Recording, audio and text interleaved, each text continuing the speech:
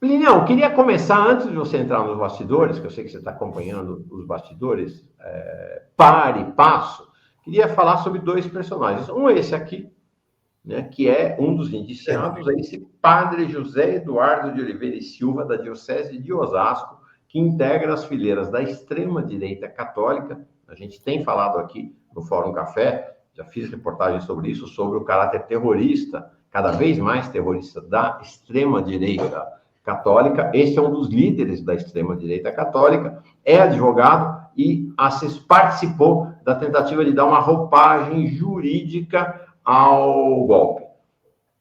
Essa turma da extrema-direita católica tem isso que eu estou dizendo, um pendor terrorista. Vamos lembrar que no dia seguinte, dia 14 de novembro, na manhã posterior ao ataque à bomba, lá do tio França, ao STF, chegou um e-mail para a direção do STF de um grupo, de uma pessoa ou de um grupo católico com ameaça de exterminar o STF. Esse é um personagem. Outro personagem é esse aqui, que é alguém que quem revelou a existência dele ao Brasil foi Plínio Teodoro. Conta desse aí. Pois é, Mauro, pois é, Rebeca, aqui os amigos, né? A gente vem falando dessa figura há muito tempo, chamada Fernando Cerimedo, argentino, né? É um argentino. O que é interessante, viu, Mauro? A gente lendo o que já foi divulgado sobre a investigação, não foram divulgados ainda as 880 páginas, mas a gente tem conexões, que nem você mostrou, desse padre com a extrema-direita católica. O Cerimedo fazia o quê? O Cerimedo era o ponto, é o vínculo do clã Bolsonaro, mais precisamente do Eduardo Bolsonaro, com a ultradireita na América Latina, mais precisamente na América do Sul, né? O Cerimedo, ele atuou em campanhas, ele foi o principal estrategista da campanha do Milei, mas antes disso ele fez carreira, né? Ele fez carreira, por exemplo, na subsidiária da Macan, que é uma grande agência de marketing de publicidade aí, transnacional, antes de começar o projeto dele, que é baseado muito ele montou um site chamado La Derecha alguma coisa, que era uma cópia, na verdade, daquele processo, daquele site que foi montado pelo Steve Bannon nos Estados Unidos, né, nas eleições de 2016. Né? Então, o Cerimedo, ele era o ponto do Eduardo Bolsonaro, do clã Bolsonaro, com essa ultradireita. E a gente vê que o negócio, assim, os tentáculos, né, do bolsonarismo, eles não é do bolsonarismo, é da ultradireita neofascista no mundo, eles se conversam, eles se atuam. E o Cerimedo foi o grande ator desse processo, quando no dia 9 de dezembro de 2022, quando aquela narrativa de fraude nas eleições já estava um pouco desgastada, ele gravou um vídeo que bombou aqui, que viralizou nos grupos bolsonaristas, sobre o que ele teria identificado como fraude nas urnas em 2022. Essa figura, lógico que assim, tem figuras que foram colocadas nesse rol de 37, vai crescer, viu, Mauro? Não é 37 não, vai aumentar um pouco essa lista aí, pelas informações que eu tenho.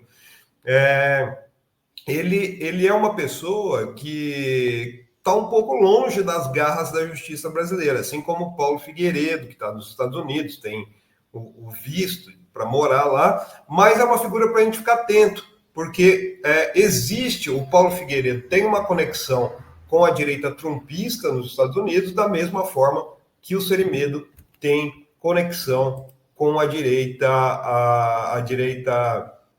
argentina, né, mileiana, como podemos dizer aqui. Então, ele que faz essa conexão, né? E a Rebeca está me lembrando aqui, é o La Derecha Diário, né? Que é um site. Tem um jornalista do La Derecha Diário, inclusive, que prestou serviço de campanha eleitoral, recebeu o recurso eleitoral do Eduardo Bolsonaro. Então, é essa figura que está aí nesse rol, né, bonito, de 37, mas que vai aumentar, viu? Escuta o que eu estou te falando. Não, porque é isso, né? Falei que isso, 37 é um recorte pequeno. Que é isso? É terrorismo de Estado. O aparelho de Estado era deles. Era o golpe né? Não foi como o AI-5, que foi o golpe dentro do golpe em 68, mas era o golpe dentro da estrutura do governo, né? Então, o golpe dentro do Estado, né? Era um golpe a partir do Estado, de dentro do Estado. Não foi um golpe para tomada de poder, foi um golpe para não deixar o poder. E aí o papel desse Fernando Cerimedo é bastante importante por conta desta, o que você falou, né, da articulação com a extrema-direita latino-americana, e aí começa o processo, né? Quem é o contato dele? Eduardo Bolsonaro. Quem é o Eduardo Bolsonaro? É o grande articulador internacional do bolsonarismo da extrema-direita brasileira, até com Trump, e na Europa, com a Meloni, com a extrema-direita europeia. Ele é que faz essa ponte entre o Brasil e a extrema-direita global, né? Uhum. Muito bem. Não, então é isso, né? Pouca gente, tem muito mais. Tem 40, tem 50, tem 60, tem 100, é evidente. Inclusive que as Forças Armadas estão completamente tomadas por esse espírito do fascismo, né? Exato. Assim, eu acompanhei, viu, Mauro e Rebeca, através de uma fonte, todo o processo até o momento em que foi divulgado a primeira nota. Aliás, uma questão que eu quero chamar a atenção, que está sendo importante até agora, né, a seriedade do trabalho que vem sendo desenvolvido pela PF. Não vazaram um relatório para a Globo ontem, gente, de 880 páginas. Vazaram alguns trechos, mas não vazaram. Né? A notícia foi divulgada, a nota, pelo que eu apurei, a nota que foi publicada no site da PF foi entregue um pouco antes para o Trali da Globo, mas ao mesmo tempo quando já estava subindo no site da PF. Até agora são 880 páginas que devem ser liberadas, eles estão esperando para o vazamento não aconteceu, por qual motivo? O Alexandre de Moraes deve ler isso tudo até o domingo, e na segunda já despachar para o Gonê, né? O pedindo o parecer do Gonê. Então eles vão esperar para ver se o Moraes, nesse despacho, já levanta o sigilo. Então, a partir daí, eles vão liberar. Agora, tem uma questão interessante, né? Eu estou falando que vai crescer. Ontem, viu, Rebeca, eu soltei um pouco antes, uma matéria falando do Bolsonaro e os 40 golpistas. Eu errei por 3, mas não é que eu errei, é que alguns nomes foram tirados ali. Um dos nomes, olha para você ver, olha que delícia essa informação, Mauro Lopes, é do fofoqueiro das Forças Armadas, né? Que estava na lista, o fofoqueiro foi tirado. Quem que é o fofoqueiro? O Luiz Cláudio Ramos, né? Que inclusive ele estava na posição de ministro titular da Secretaria da Presidência, onde depois foi colocado o Mário Fernandes, general Mário Fernandes, que articulou o assassinato do Lula, porque o Ramos não era confiável. Ele fazia fofoca, então acabava vazando. Então, ele foi retirado de muitas reuniões, inclusive tem a Polícia Federal tem conversas sobre isso, porque eles tinham medo dele caguetar os coleguinhas. Então, ele foi retirado, o nome dele estava nessa lista, seriam 38 já, né, que foi retirado. E uma coisa que é interessante foi em relação à percepção que os agentes de investigação tiveram em relação ao Mauro Cid, né? O que aconteceu em relação a isso? O Mauro Cid, eles tinham certeza, e a pressão que aconteceu no STF foi justamente porque ele estava protegendo o Braga Neto e o Bolsonaro, né? A PF tinha uma ala da PF que defendia, inclusive, que ele voltasse para a cadeia. Por qual motivo? Porque ele é um Kid Preto. Tudo que ele fez na delação foi pensado. Então, ele estava funcionando ali, ele fazia o papel meio de levar as informações que ele conseguia obter também durante os depoimentos para as defesas do Bolsonaro, do Braga Neto, né? E daí se cogitou na conversa, isso era por volta do meio-dia, mais ou menos, 11h30, meio-dia, eu estava conversando, estava finalizando essa lista. Teve uma ala ali da Polícia Federal, né, que está envolvida diretamente na investigação, que falou assim, a gente precisa fazer uma operação relâmpago antes de entregar esse relatório, né? Daí cogitou qual seria essa operação relâmpago. Levar para a cadeia o Braga Neto e o Heleno numa prisão preventiva, pedir a prisão preventiva dos dois, porque dessa forma pressionaria o Cid, inclusive, a fazer o que ele fez, na verdade, depois, que foi abrir mais informações, principalmente sobre a atuação do Braga Neto.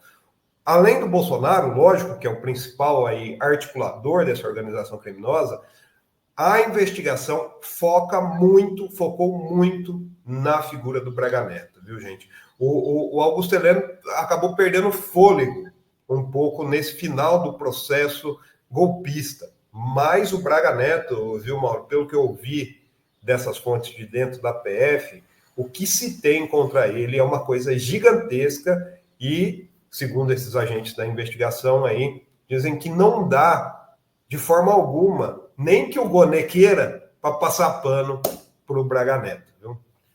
Mas não pediram a prisão dele, né? Não pediram. Não está no pedido da PF. Uma discussão, né? Rachou, inclusive, essa cúpula da investigação. Né? Tinha alguns que queriam já levá-lo para a cadeia, ele inclusive esperava por isso, né? Justamente pelo medo dele influenciar. Ele tem... É bom lembrar quem que é a figura do Braga Neto, né? O Braga Neto, ele é uma figura que ele é oriundo ali das Forças Armadas, não é dessas dinastias das Forças Armadas, mas ele ganhou muita força em 2016 com Michel Temer, né? Então, ele sabe de coisas, inclusive da Polícia Federal, viu? Inclusive de dentro da Polícia Federal, que ele pode achacar, pode usar como arma. Por qual motivo? Porque em 2016 ele atuou como interventor né, na Segurança Pública do Rio de Janeiro e teve acesso ali, junto com o Etchegóin, com Vilas Boas, né, a informações muito privilegiadas. Então, tanto que assim, ontem o Kleber Lourenço, que é nosso colaborador aqui, nosso colunista, né, soltou uma matéria muito interessante, porque o Braga Neto metia medo até numa parcela da cúpula das Forças Armadas, porque a ideia do Braga Neto qual que era? A gente mantém o Bolsonaro, eu dou um golpe na cúpula das Forças Armadas, eu passo a mandar nas Forças Armadas e a partir daí eu passo a mandar no governo, porque o Bolsonaro não é mandar em nada, né? Então, isso é uma questão muito delicada, muito forte, porque o Braga Neto, que tinha a intenção realmente, né, e que costurou tudo isso em cima dos militares, que seria, então, aquilo que a gente já falou no começo da semana, um golpe militar, né? Não um golpe como aconteceu, por exemplo, com a Dilma. Isso é interessante, viu, Mauro? Até nas conversas que o governo deveria usar agora com o Centrão. Porque você acha que Centrão ia escapar disso aí? Gente, o que seria feito de uma ditadura bolsonarista, pelos requintes de crueldade desenhados, assim, a gente não estaria aqui não, viu? Haveria uma caça às bruxas, uma perseguição a qualquer um que falasse qualquer coisa contra Bolsonaro e contra essa organização criminosa que agora vai ser julgada ainda. Quando o Centrão, sei lá, a conversa já é de Lira, ministro da Agricultura, e Pacheco, ministro da Justiça. Sei não. Agora... Não, viu, Mauro? Mas acontece o seguinte, figuras que ficavam meio em cima do muro ia ser considerado comunista. Essa é a grande questão. Inclusive dentro das Forças Armadas. Agora, essa é uma questão, né? O Braga Neto é alguém... Agora, é aquela coisa, né? Agora virou um pária, mas é o que você falou, ele foi interventor federal no Rio de Janeiro, no governo Temer, de 2018 a 2019, sai de lá para ser, no governo Bolsonaro, o chefe do Estado-Maior do Exército, até 2020, sai do Estado-Maior do Exército diretamente para ser ministro-chefe da Casa Civil, sai de lá para ser ministro da Defesa, né, antes do Paulo Sérgio Nogueira, tá? E aí sai de lá para ser o candidato a vice do Bolsonaro. É alguém da cúpula das Forças Armadas Brasileiras. É alguém da cúpula das Forças Armadas Brasileiras. Agora, Plínio, importante dizer o seguinte, você tem total razão. 37, podia ter sido mais, e pode ter mais gente indiciada ainda. Sim. As investigações sempre continuam, pode ser indiciado. Agora, Pode de 37 ser só 15 denunciados. Então, tem 9 generais. Tem quem aposte que, no máximo, 3 vão ser denunciados pelo Gonê. Então, tem 37? Pode ser mais, mas pode ser menos também, dependendo de como o Gonê se comportar. Né? Essa lista de indiciado não é denunciado. Né? Então, vamos ver como é que essa lista, o que vai acontecer com essa lista depois que passar pelo moedor de carne do Gonê. Né? Então, isso aí. Agora é a queda de braço, né, Mauro e Rebeca? E foi interessante o movimento que o Alexandre de Moraes fez ontem, porque ele colocou no depoimento do Mauro Cid o Gonê. O Gonê estava acompanhando o depoimento justamente para assim, não ter assim, depois eu faço o parecer. A decisão de dar continuidade ao acordo de delação do Mauro Cid foi feito do Moraes com o Gonê, porque o Moraes convocou o Gonê para participar desse depoimento, né? Então, a gente vê aí que existe uma questão, o Gonê é toda essa figura obscura que você já denunciou aqui várias vezes, a gente já falou várias vezes também, mas existe uma pressão que vem do STF, né? E assim, eu acredito que ontem essa pessoa que está acompanhando as investigações dentro da PF falou para mim sobre o timing que foi feito da investigação. E eu acho que isso é uma coisa que foi feito de uma maneira... Foi usada uma inteligência de comunicação, inclusive pela PF, para deixar o quê? O último ato foi o ato mais impactante, quando se revelou que existia uma facção homicida dentro da organização criminosa para assassinar presidente e vice eleitos e o ministro do Supremo Tribunal Federal, né, então presidente do TSE, Alexandre de Moraes. Isso causou um grande impacto, né? Isso foi proposital, foi feito pela Polícia Federal, justamente porque queria mostrar a amplitude da crueldade dessas pessoas, né? E isso vai ser muito usado pelo Moraes para se pressionar o Gonê, né? Agora vamos ver até onde vai isso. A previsão do STF, do Moraes e de pelo menos 3 ministros do STF é que isso tem que ser julgado até novembro de 2025, para que não entre 2026 com isso pendente. Agora, é importante, né, Plínio, dizer, quando o Plínio fala que era uma facção, não é nesse sentido de que era um grupo paralelo, de que era um racha, de que era uma... Não, isso estava inserido, era um grupo que atuava na dinâmica, né? Era um dos 6 núcleos golpistas. Então, era um núcleo golpista encarregado de fazer ações operacionais. E a ação operacional era a ação de assassinar o presidente eleito, o vice-presidente eleito, o Alexandre de Moraes, e talvez o Flávio Dino também estivesse na lista. Ou seja, fazia parte do enredo do golpe o assassinato. Né? Não é que foi um descontrole, não é que tinha uns malucos que foram, não. É um assassinato. E ontem o presidente Lula, pela primeira vez, falou sobre isso. Um cara que eu tenho que agradecer agora muito mais, porque eu estou vivo. A tentativa de me envenenar, eu e o Arco não deu certo, nós estamos aqui. E eu não quero envenenar ninguém. Eu não quero nem perseguir ninguém. A única coisa que eu quero é que, quando terminar o meu mandato, a gente desmoralize com números aqueles que governaram antes de nós. Eu quero medir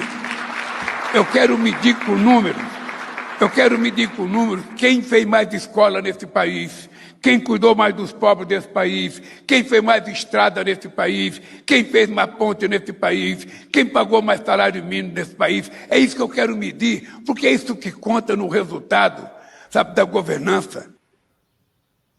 Tá aí a manifestação do presidente Lula ontem, ele vinha evitando falar. Não é uma manifestação que politize, né? Ele não faz a confrontação política com a extrema-direita, nem denuncia a tentativa de golpe, nem vai para cima dos militares, né?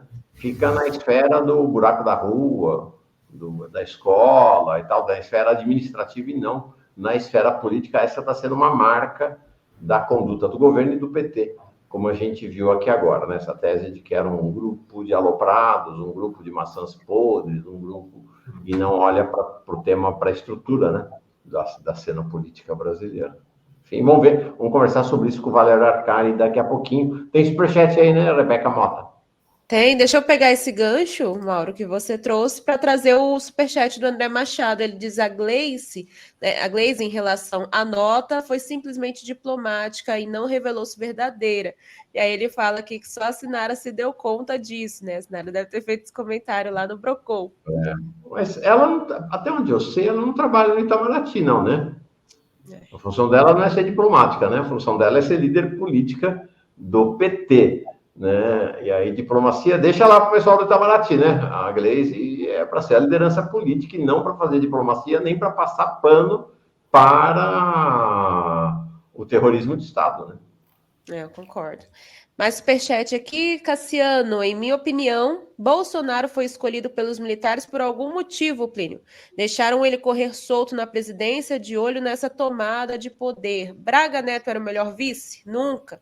Esse projeto de poder do Partido Militar. E Edson Joane disse... Só antes de passar adiante, é o que você estava falando mais cedo, né, Plínio?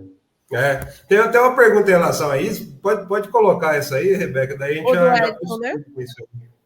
O do Edson, ele pergunta, né? Se Moraes tivesse decretado prisão preventiva para todos os 37, será que Gonê acordaria da hibernação? E aí te devolvo, Plínio. Vai lá. Então, isso aí, Edson, nos 37, isso aí não entraria, não tem como pedir essa prisão para mim. Alguns estão presos, né? Mas tem alguns com tornozeleira eletrônica, mas isso é fora de cogitação. Eu acredito que não seria uma forma de acordar o Gonê, não, viu?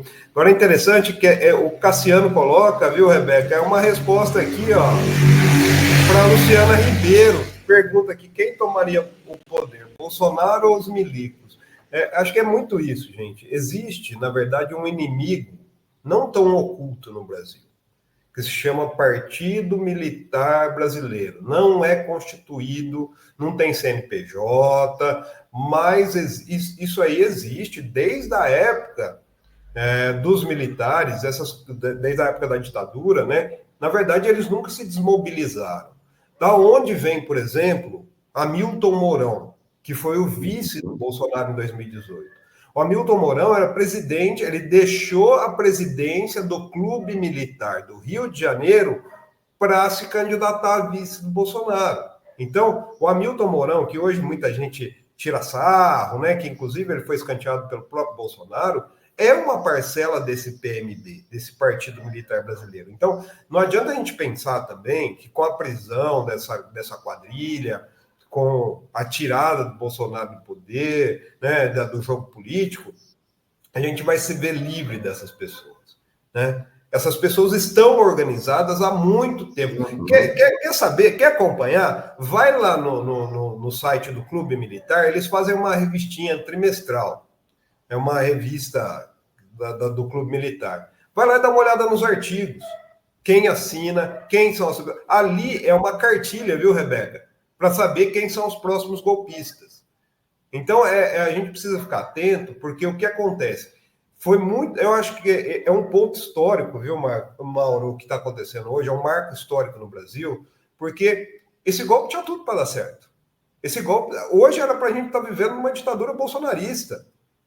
Né? O que aconteceu foi desarticulado, existe todos os meandros políticos, jurídicos, processuais, que a gente sabe que existe, mas, assim, nunca na história desse país, como diria o Lula, né, um golpe foi desarticulado e expôs de uma maneira tão clara a participação dos militares, das Forças Armadas. Então, assim, se isso tem que ser aproveitado para se fazer toda uma revisão nesse trabalho das Forças Armadas, porque enquanto a gente faz piadinha, faz meme, falando que eles estão pintando meio fio, eles estão articulando golpe.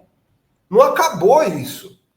Então, acho que essa escumalha que foi retirado, nessa nata que foi tirada, nata quando eu falo do leite mesmo, que ficou por cima desse grupo de militares que apoiou o Bolsonaro foi mostrado, apresentado, agora é hora da gente mergulhar currículo de escola militar, né? Por qual motivo existem as Forças Armadas, né? Os privilégios que estão em cima das Forças Armadas. Gente, ontem a gente falou isso aqui, né, Mauro? Né, Rebeca? Aqui, ó, o pessoal que está na cúpula das Forças Armadas hoje são progressistas? Não são. Eles gostam de dinheiro, eles gostam de camarão, eles gostam de comer lagosta, de tomar uísque, né? Então, eles têm uma vida de rei. Então, eles estão, aparentemente... Vai lá e tira a lagosta desse pessoal para ver se não vira um outro. É o seguinte, olha isso aqui. O Plínio falou, então... gente, é estrutural. O Petro fez isso quando chegou no poder. Reforma das Forças Armadas. O presidente Lula conciliou. E agora? Tem outra chance, né? O governo do presidente Lula tem outra chance de fazer uma reforma profunda das Forças Armadas. Ah, porque o clube militar é dos militares da reserva. Cascata. Né? É uma família, que eles chamam de família militar. Olha aqui que o presidente falou. Revista do Clube Militar lá do Rio de Janeiro, que é o mais representativo deles. Isso aqui não é durante a ditadura, não, tá, gente? Isso aqui é revista do Clube Militar de março de 2024, edição especial 60 anos. A manchete, a capa tá dando para ver aí, ó, tô aumentando. Olha a capa. A capa por que não comemorar o golpe? Por que não comemorar, né, golpe, né, eles vão dizer, 31 de março de 2024? E estampam a manchete do jornal O Dia. Lá. Estadão, né, mano? Olha para você ver. Mais de 1 milhão de pessoas na Marcha da Família com Deus pela Liberdade. Fabulosa demonstração de repulsa ao comunismo. Depois, aí embaixo, ó, o Estadão. Vitorioso movimento democrático. Aprovado o impeachment do governador Arraes, mas ele será o novo presidente. Portanto, é uma publicação de louvação do golpe de 64 aberta. Não tem. Enquanto o presidente Lula proibiu os democratas e proibiu o governo de fazer memória do infausto golpe de Estado, os milicos estão lá comemorando. Exato. Eu acompanhei na época, teve baile, eles fizeram festa, teve uma semana de festa no Clube Militar do Rio. É interessante essa capa aí, porque denuncia, né, o conluio, o Estadão lá. O Estadão, se você for pegar, viu, Rebeca? Tem manchete do Estadão defendendo os escravocratas, falando que vai acabar com a economia. Tem manchete do Estadão detonando o Jango porque queria fazer reforma agrária. É a história, gente, a história dessa mídia liberal é isso aí. Por que agora eles estariam apoiando um governo progressista ou um governo democrático? Eles querem isso aí mesmo, né? Tá aí, ó, comemorando o golpe militar em 64 e sendo usado pelos milicos até hoje. Aliás, os colunistas, é interessante essa revista. Quem são os colunistas lá dessa revista, além de generais? É o Guzzo, né, que era da Veja. Daí você pega lá, tem o que foi indiciado ontem, o neto do Paulo Figueiredo, né?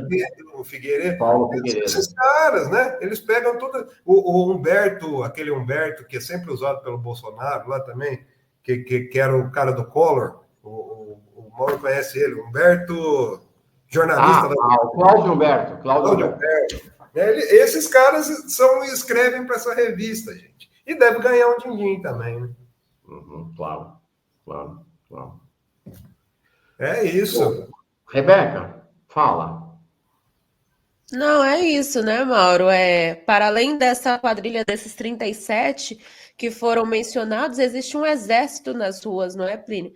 Tanto prova disso foi o 8 de janeiro, que pessoas comuns, né, da nossa convivência, nossos vizinhos, pais de família, né, foram cooptados por essa corja, por essa quadrilha muito bem organizada, como o Mauro trouxe aqui para a gente. Tinham vários núcleos, né, desse golpe, Mauro, que conseguiu organizar muito bem essas pessoas para atacarem o Estado Democrático de Direito. A gente viu isso no 8 de janeiro, com a atuação dos Kids Pretos, que também foi um furo de reportagem aqui da Fórum. Fomos os primeiros a falar sobre quem eram os Kids Pretos e como eles atuaram no dia do 8 de janeiro, no dia do golpe.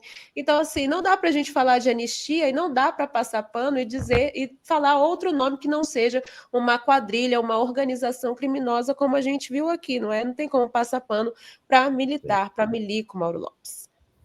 Isso aí. Não pode normalizar. Os militares estão sempre planejando golpe.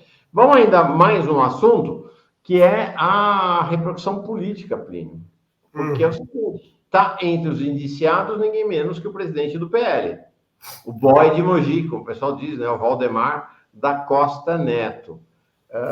Ontem, inclusive, você falou aquela coisa do Centrão, deles ficarem acuados, né? Todos os vice-líderes do governo na Câmara assinaram uma nota para o Lira, pedindo para ele engavetar o projeto da anistia. Inclusive, tinha 4 desses vice-líderes dos partidos do Centrão. Como é que fica esse cenário? Você acha que... Tem gente aqui no chat que até falou, não, o PL vai ser declarado ilegal, né? Vai perder o registro, o PL. Como é que você vê as repercussões político-partidárias desse processo? É interessante, né? Ontem eu estava até brincando que mais o boy pode pedir música no Fantástico, né? Já foi preso no governo Lula, agora pelo governo Bolsonaro, agora mais ele pode pedir música no Fantástico, né? O boy, que é o boy de Mogi das Cruzes aí, né? Valdemar da Costa Neto, uma figura emblemática desse centrão histórico brasileiro. Essa questão, acho que o mais perceptível, né, Mauro e Rebeca, dentro do Congresso Nacional, é a questão da lei da anistia. Acho que não vai haver clima realmente para se levar isso adiante. Essa questão, esse timing da PF de colocar essa facção homicida no final, foi uma maneira de acabar com isso. Agora, o que a gente pode se esperar? Uma extrema-direita que tem uma concentração de congressistas e tem uma força no Congresso muito grande, ainda mais raivosa, né? E isso o meu principal receio aí, viu, Mauro e Rebeca, é como é que essas pessoas, essa bancada bolsonarista, que sabe todos os meandros e os crimes do Lira, por exemplo, vão agora se comportar dentro do Congresso Nacional. Porque o Flávio Bolsonaro, por incrível que pareça, que está dando mais o tom de como é que vai ser isso no Congresso, né? E ele está muito raivoso.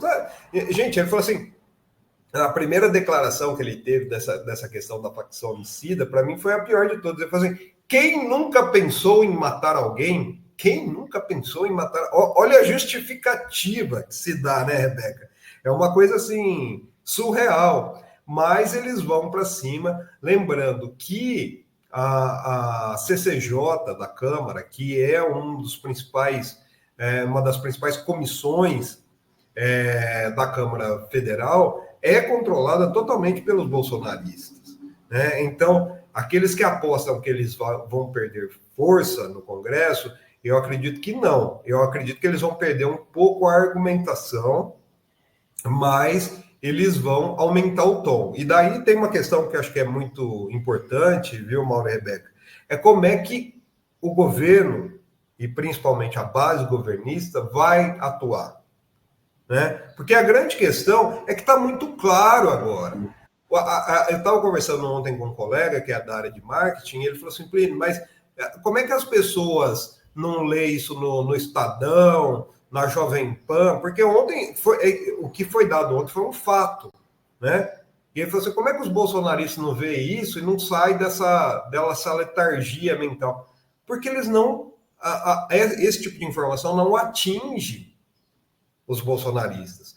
Uma das primeiras coisas que eu fiz ontem, inclusive eu mandei para o Mauro, foi correr, viu, Rebeca, nos grupos bolsonaristas no Telegram. Gente, eles estavam ainda mais raivosos. É incrível, nada pega, nada.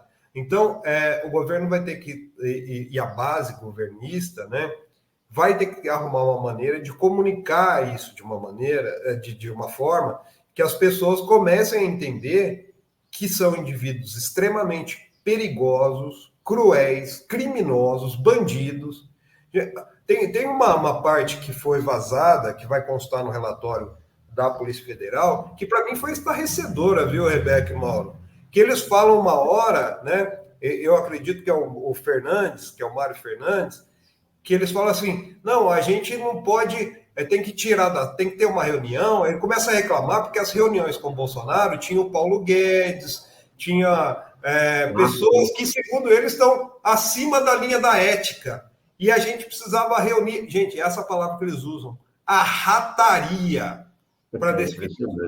A gente estava com um bando de ratos. Ratos. Eles se definem como ratos dominando o país, governando o país. Esses ratos têm que ir para a cadeia e tem que ter uma punição exemplar. Porque a prepotência, a arrogância de meia dúzia de pessoas que, por ter uma patente militar, acham que são melhores que os outros, acham que podem impor uma ditadura, isso aí tem que ser exposta de uma maneira para que todos vejam. Porque é o que eu volto a falar aqui, viu, Mauro? Se essa ditadura bolsonarista é implantada, nós não estaríamos aqui, né? Congresso Nacional, oposição não existiria. E eu vou falar para você, esses que votaram no Bolsonaro, muitas vezes votaram na direita, por causa do ódio que foi fabricado contra o Lula pela mídia liberal, esses aí seriam os próximos da fila. Porque uma ditadura não poupa ninguém, não. Eles são a rataria. A rataria, quem está abaixo deles, não interessa. Inclusive Globo, essa turma aí que gosta de defender Folha, que gosta de defender aí a democracia, né? Através dos artigos desse pessoal.